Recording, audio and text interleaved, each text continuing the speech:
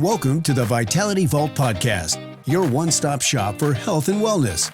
Join us as we dive deep into the latest medical trends, break down complex health topics, and empower you to live a more vibrant life. Hi there. I'm Dr. Bacchus Morris, a triple board certified physician who specializes in internal medicine, obesity medicine, as well as anti-aging, regenerative, and aesthetic medicine. Hi, I'm Dr. Gerald Morris, and I am a double board certified physician in internal medicine and obesity medicine with special interest in peptide therapeutics, which I got certified in. Together, we're passionate about helping you achieve optimal health and longevity. From exercise, nutrition, we'll be bringing you the latest cutting edge in terms of weight loss and everything else in the wellness world to help you achieve a healthier you. So our goal is to help you live your best life. So whether you're looking for weight loss strategies, longevity, just want to live a little bit better, and have these tips that you can apply to your daily life from day one, we are here to help. So come join us on this journey. Join the doctors, voted top internist in Tucson 4 years running. So let's unlock your potential together. Welcome to the Vitality Vault Podcast with Dr. B and Dr. G. What is up, folks? It is Dr. G and the lovely Dr. B here with another installment of AMG Vitality Vault, but today's special. We're doing something different today. So, well, actually, you know what? Where are my manners? Socktastic. Excuse me. I do declare. Today, I am wearing homage to my home country, Jamaica.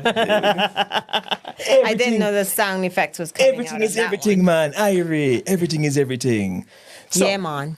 Today we are doing a special call, Ask the Doc, and we thank you guys so much. We have had a few questions come in since we began the podcast, and we have a few of them here, and we love the fact that you guys are getting engaged, and this is a cool one. We've never done this before, so I think it's cool to have this Ask the Doc section. So we're going to kind of go through a couple questions, not kind of go through too long, but kind of give you guys what we feel is the best option for you based on the questions, because one question asked here, I'm sure someone else has the same question too. Absolutely. So we can kind of riff off and go and see exactly, where this takes us on this new journey. You may not have thought about that question, but when we answer it, you're like, oh, you know what? That makes sense. That's something that I can put into effect, in terms of lifestyle changes or whatever, however we answer that question. And remember, if you want to get your question in, it's amgvitalityvault@gmail.com. So send your questions to that email. We'll take them down and we do a poll basically and look at what is the most common theme to questions, and then we can answer them. Or if they're pretty cool, we just bring them out, just answer them, and hopefully you guys can see the answers. Absolutely. So first one is from Linda R. And Linda says, hey, Dr. B, I'm in my 30s, and my mom and grandma had a rough time in menopause.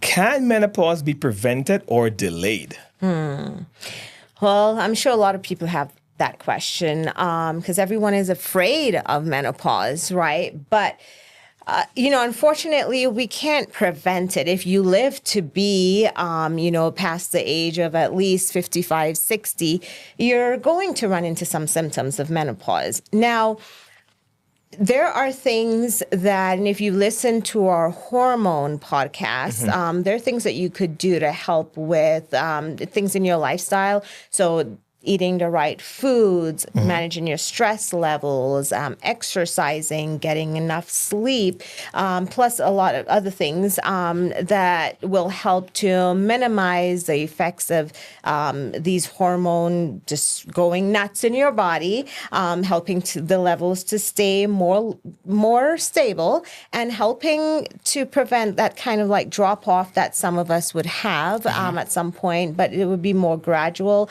So just helping you to experience a more gradual decrease or transition in that time of your life. So we can't entirely avoid menopause at all, but just following a healthy lifestyle can help with minimizing the effects of those hormone changes later on in life. Absolutely. So basically, Linda, what we're saying is at your age, if you're in your 30s, the best thing you can do is to begin to manage your stress, manage your life, manage your lifestyle better now. So that way, when that change does occur, it's a lot smoother. And that being said, even when that change occurs, if you are still, thinking, hey, I do need some support, hormonal support, think about it. It might be a good option for you at that point in time. But preparing for it is the best option moving forward in life. Just knowing that, especially if your mom and your grandma had a rough time through it, you want to be on the radar and know that, hey, you know what? I'm going to start now in my 30s to keep myself healthy, keep my physical activity up, get my sleep in gear, get my stress levels down, to have an easier journey through the menopause tunnel. And when you do experience any of those symptoms, we do have options for you, whether it be supplements or safe hormonal replacement. We can optimize your hormones at that time. So, it's just embracing that time in your life when you get there. But again, just optimizing your lifestyle habits to help you just, like, as you say, age gracefully, like going in gracefully into menopause. Yes.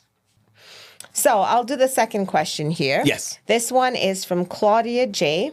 She says, I'm 46 years old and I have begun having hot flashes and having more fatigue. Is hormone replacement therapy a safe option for me? So that's a loaded question. It is. It is. That's a heavy question. So being 46 years old, yes, you can start seeing changes of peri or even full-on menopause. Now, are you absolutely having the hot flashes and fatigue because of hormonal symptoms? It's possible, just because of the age that is happening. But you want to make sure you get to your doctor and get the full workup and be sure that there's no other metabolic issues going on or no other chronic conditions that might be missed going on. And if it turns out that your hormone levels are low and that's the most likely cause, they're definitely safe option hormone replacement wise for you. Yeah. We have talked in our other podcasts about supplements that you can use, lifestyle changes that will help at that point. But definitely if hormone replacement is recommended for you based on your levels and based on your health history. So, any history of cancers or other medical conditions that may exclude you from hormone therapy replacement at that time, your doctor will let you know. But if you're a good candidate, absolutely, it will help to reduce the symptoms. And as I said, again, safe way of replacing each hormone. Make sure you discuss that with your doctor or your health provider, and weigh your risk and benefits as with everything else. But yes, it can absolutely be a safe option for you if that's the reason why you're having those symptoms. All right, so next question, Dr. B, is from Tanya P. So she's asking, how does menopause affect libido? Yes, a loaded question again. Loaded question. So menopause, that's when your hormone levels are starting to decrease. The balance is starting to go out of optimal balance. When we talk about the individual hormones, all three of the women hormones, the estrogen, progesterone, and testosterone, they do play an important part in libido and in your sex drive and lubrication. So when you talk about estrogen, decrease in estrogen definitely can lead to vaginal dryness, which is, definitely can cause problems with intimacy. Testosterone is really important, not just physically, but also mentally. Our, just keeping our mood up, which also helps keep our libido up. So definitely as that declines, the libido goes down as well. And having a good balance between progesterone and estrogen is really important. So yes, as we get older and our hormones start changing, we might feel different. Might feel like we need to use a lubricant or and it's okay. It's okay because that's what it's there for. Talking to your doctor, trying to figure out, whether it be hormone replacement or supplements or lubricants, and definitely having an open conversation with your spouse, with your partner. That's true. Because they don't know what's going on with you most of the time. And that's why we see a lot of problems in marriage too. That's true. So if you feel like things are changing, you don't feel the same. It's not like, and nothing has changed. Like you got, everything else is good in the relationship, but you just don't feel that drive that you used to before. Or, when you guys being intimate, you just, things hurt or feels dry. Time to have that conversation to see what you can do to help improve your sex life. Funny you mentioned, Dr. B, that, it's having a conversation. It is important. And I've come across a lot of female patients who their husbands have no idea that they're dealing with some of this stuff. And that's actually, that's a big no-no. I always advise my female patients, he needs to understand what you're going through because we don't know. We don't get it. So having that open conversation is important to gain the support and to be able to navigate this menopause thing, especially with regards to dealing with libido and intimacy. That's a huge part of marriage. And if it begins to falter, you want to make sure you're on top of that as quickly as possible, having the open conversation and getting the testing and doing the things needed to keep that part of the actual relationship spicy and alive. Yeah, because the decline in male hormones typically is at a later age, typically than women. It happens in women first. So, even if you guys are similar in age, it happens first in the woman. Oh, yeah. So sometimes, as Dr. G said, the male doesn't realize what's going on. And so just we don't. We're like goldfish.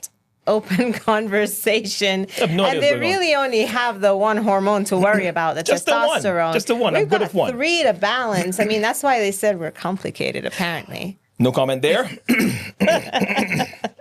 All right, well, let's go to the next question then. Yes. Okay. So we have, this one is from Mike T. He says, I am in my 40s and I have tried everything for weight loss over the last 6 years and I still weigh 375 pounds.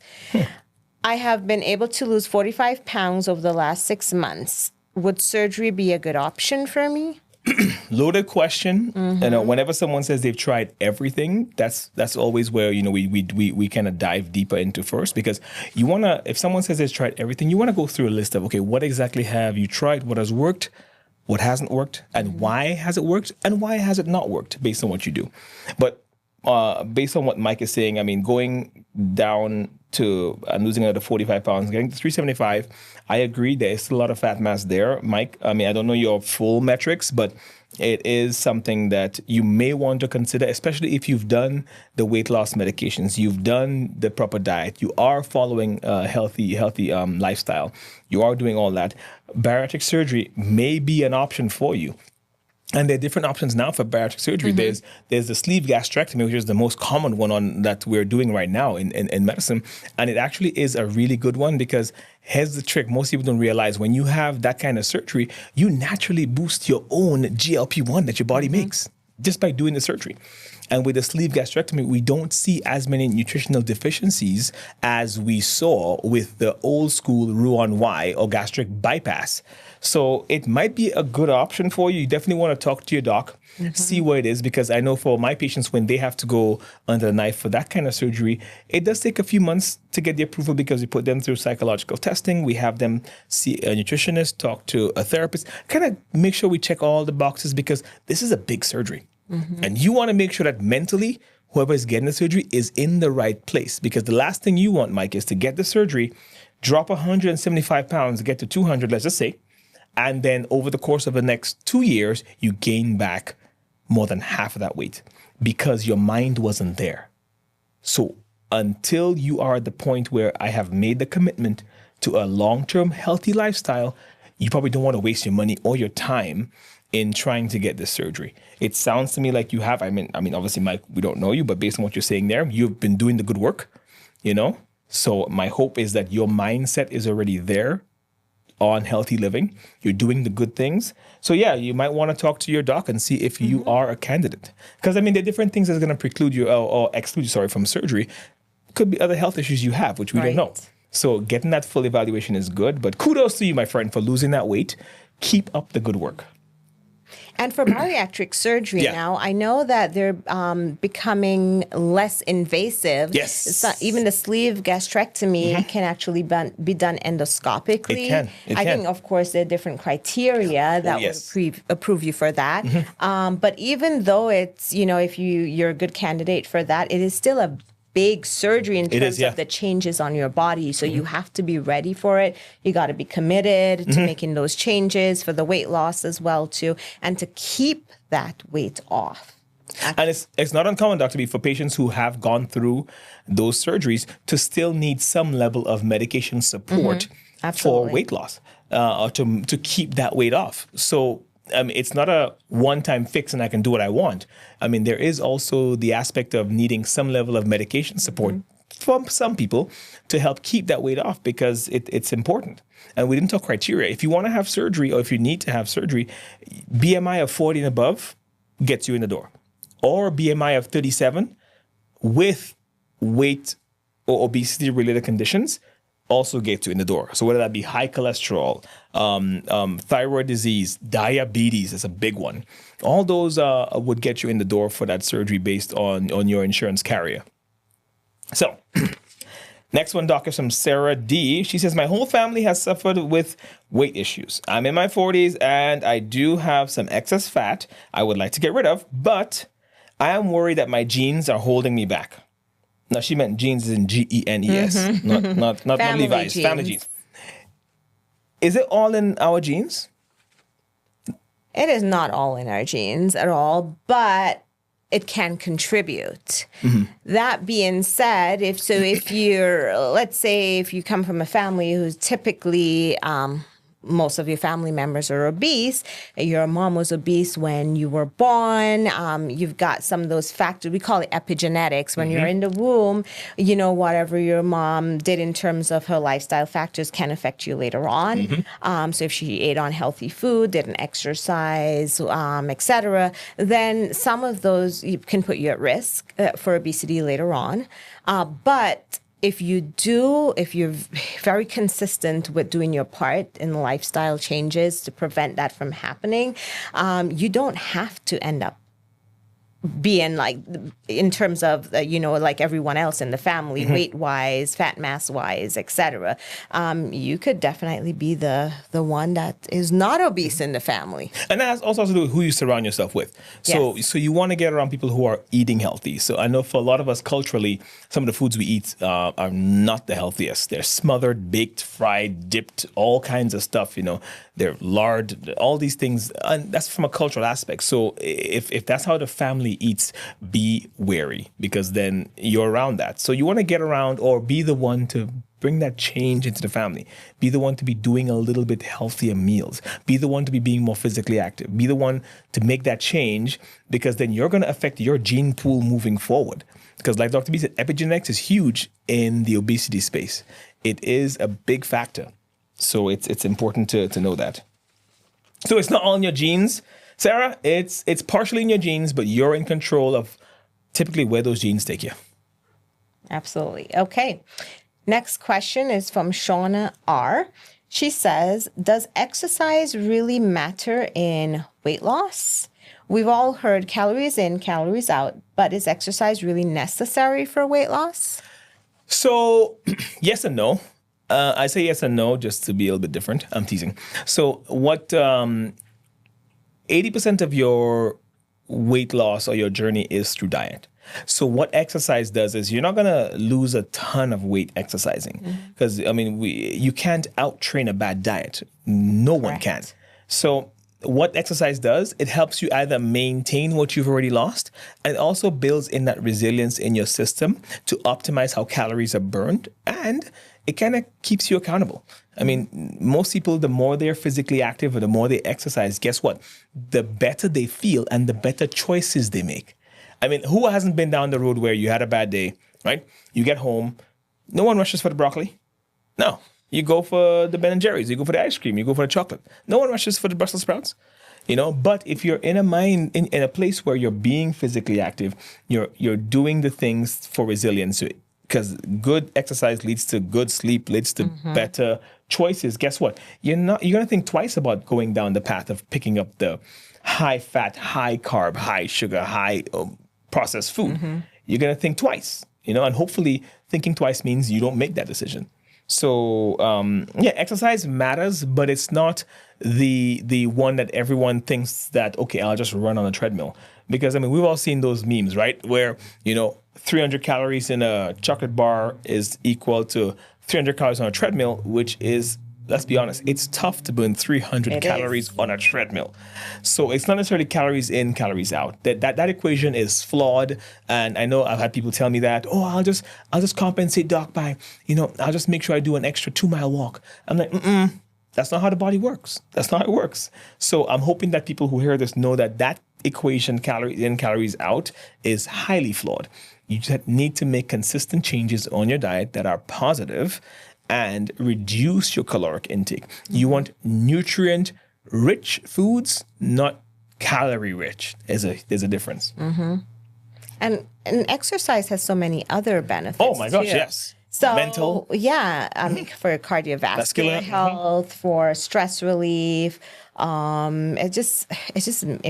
releases endorphins. It makes you feel happier when you exercise. It just makes you feel good. All right, Doc. So this one's for you. I have this one for you. So this is Carmen L. is asking, well, the question is, my son is 13 and his doctor tells me that he needs to lose weight. I'm guessing that her son probably has a metabolic or some weight issues. Should kids be on diets or can they just grow out of it? Well, first of all, this question has a lot in it because we're seeing so much obesity in kids now. So this is probably a very common question, in 13-year-olds where parents are wondering, do I need to start getting them aware of what's going on? Lose weight to reduce the chances of, problems, medical conditions down the line. And then the second part of the question, should kids be on diet or can they just grow out of it? First, let's take a step back here. What is the real definition of diet, Dr. G? So, let me see. So a diet is just the food you put in your mouth. Yeah. That's all it is. Literally, that's it.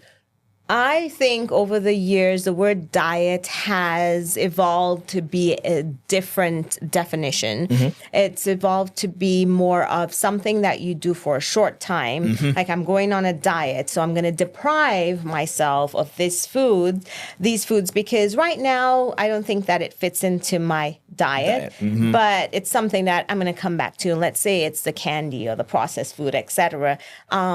But that's not a real definition of diet. Diet is basically the types of food that you eat. Diet's usually depicted by the family that you live in, the community that you live in, the social environment, the friends that you have, and what you guys do commonly and the types of food. So yes, kids should be, if a kid is overweight or obese, it means that most likely, unless there's some kind of other, metabolic issue that's underlying that needs to be treated, more than likely that child is not eating the right foods. So taking away specific food, and not just for a short time, this is more of a lifestyle change that will help to reduce the fat mass, help to reduce the weight, help to reduce the chances of him or her developing diabetes or high cholesterol or heart disease later on.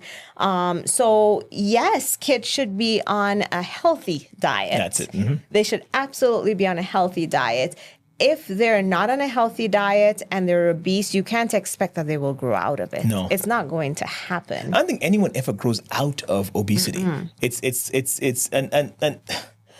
I've heard this from a few of friends and even some patients too, that they're worried about depriving the kids of childhood pleasures, meaning like candies and cakes. And my rebuttal is, okay, there's no deprivation. You're helping them build resilience for the future. You're helping them as a parent. Your job is to guide them down a path of good health. So you're not depriving them of anything. I mean, if it's actively hurting them, if a doctor is looking you in the eye and saying, hey, can we get little Johnny to lose some weight? And then you still turn around and give him those 3 candy bars every evening or those sleeve of Oreos with milk at night, then let's be honest. I mean, you're doing little Johnny a disservice. So it's important that kids should know what's healthy. And it's communication. It's education. And it's not going to be easy in the beginning, but as the parent, I think our job as parents is to educate our kids and say, hey, you know what, son or daughter, depending on who it is, right? This isn't the best option for you because this will increase your risk of ABC. Or whatever the metabolic issue is, or you already have a weight issue, son, let's focus on getting healthier alternatives. But I don't like that, and that's okay.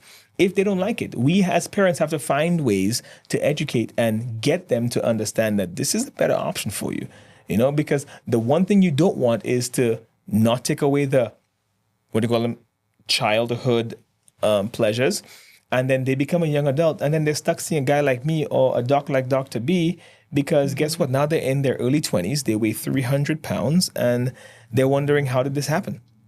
So it is important. I think kids, we do need to, it's a huge issue. We're seeing more and more kids deal with obesity and living with it to the point where now they're getting on medications for it. When I think as parents, we just have to honestly sack up and say, hey, you can't have that right now. You can't drink 2 16-ounce bottles of soda every single day. I'm not going to give you that to go to school. Let's drink more water. Let's go for a walk as a family. And that's the thing too. A lot of families don't do things together, and that's the thing. So if it's an issue at home, and if you as a parent you also suffer with some weight issues, make it a family thing. We're all going for our Sunday family walk, or whatever that is. Or we're going for our Sunday family bike ride. Or we have a pool in the backyard. Whatever it is, make it fun. Because, kids in general, they like to have fun. So if we take that negative approach to it and make it more fun for them, they'll fall in line. Gladly fall in line.